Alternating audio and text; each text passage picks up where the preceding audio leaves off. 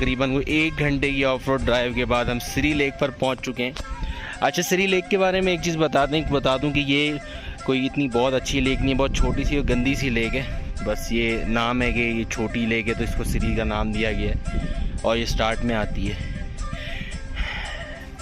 जो पाया लेक है वो इससे आगे है और मेन जो पाए का मकाम है वो भी वही है, तो ये सामने आप देख सकते हैं। ये पूरा मेडो बना हुआ है, यहाँ पर नीचे मवेशी भी खड़े हुए हैं, खच्चर भी खड़ा हुआ है।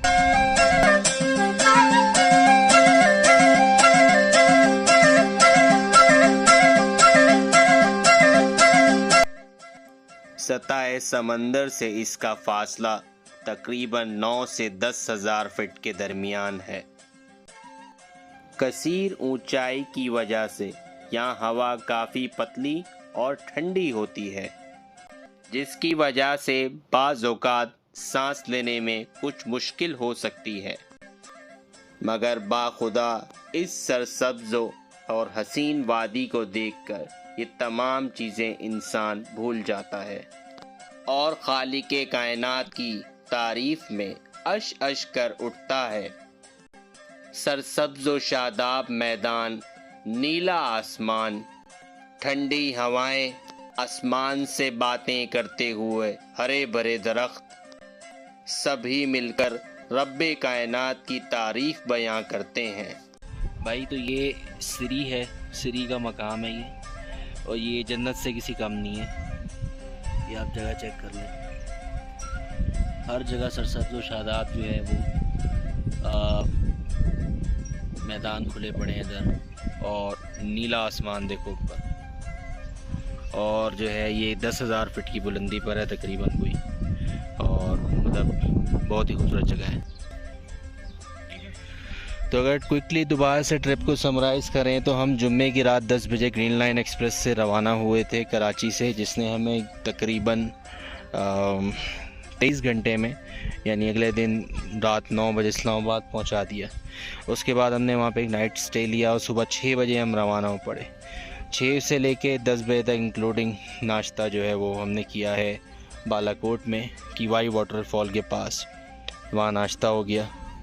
और उसके बाद मज़ीद फिर 2 घंटे की आगे ड्राइव है, दैन 1 घंटे का और जीप ट्रैक करके आप श्री के मकाम पे पहुँचते। तो ज़ाहिर है इस खूबसूरत मकाम को देखने के लिए कुछ जतन तो है और रास्ता इंतहाई कठिन है। और मेरे ख्याल से अब तक की मैंने जितनी भी ऑफ रोड ट्रैक्स करें, थरपारकर में, गवादर में, इसके अलावा और ऑफ रोड ट्रैक मैंने करा है कुन मलीर में, ये वाला जीप ट्रैक उन सबसे ज़्यादा ख़तरनाक है, क्योंकि इसमें बिल्कुल खड़ी चढ़ाई आप सामने देख सकते हैं। वो जीप जैसे चढ़ रही है इस वक्त, मतलब कि इतनी स्टीप चढ़ाई है कि आप पता है, आप जब इसके अंदर बैठते हो तो आपको फील होता है रबड़ की टायर की बू आती है बाकायदा, तब इतनी जान जीप को मारने। इस खूबसूरत जगह को छोड़ने का मन तो बिल्कुल भी नहीं कर रहा था, मगर हमें अपनी अगली मंजिल यानी पाए मेडोज़ जाना था और वक्त बहुत कम था। आखिर को मुसाफिर को अपनी अगली मंजिल को पाने के लिए अपनी साबका मंजिल को छोड़ना ही पड़ता है। मगर जाने से पहले इस दिलकश वादी के हसीन नज़ारों से मज़ीद लुत्फ़अंदोज़ होना चाहते थे, तो चंद कदम दूर मौजूद एक छोटी सी पहाड़ी की तरफ चल दिए, जहां से इस वादी का मंज़र और भी खूबसूरत और दिल फरेब नज़र आता है। पर एक और खूबसूरत व्यू पॉइंट बना हुआ है, उसी तरफ जाकर देखते हैं।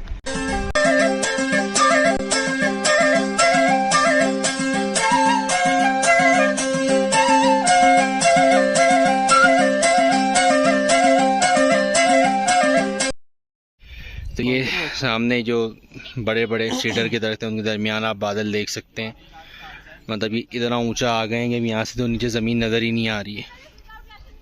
तो ये बादल ने से मुंह में आके लगे हैं। देखो बर्फ पड़ी, वो देखो बर्फ वाले पार्ट। चल वहाँ चलते।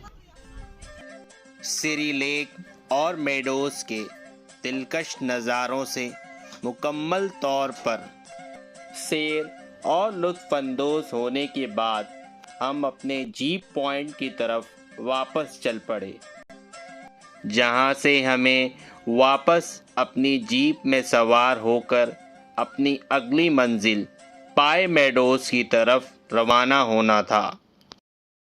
अब वापस जीप की तरफ जा रहे हैं, तो अब चलते हैं आगे पाए के मकाम के ऊपर। इसे तो कवर कर लिया है प्रॉपर। ये जीप थी, ये रास्ता आप देख रहे हैं ऐसे ऊपर चढ़ रहा है, ये सीढ़ी से होते हुए ये वो टॉप पर पाया है। तो हमने उधर जाना है, लास्ट डेस्टिनेशन वो है। फिर वापस नीचे उतरेंगे यहाँ से और हम जाएंगे शुगरान की तरफ। जाने का दिल तो नहीं कर रहा मगर जाना लाजमी है।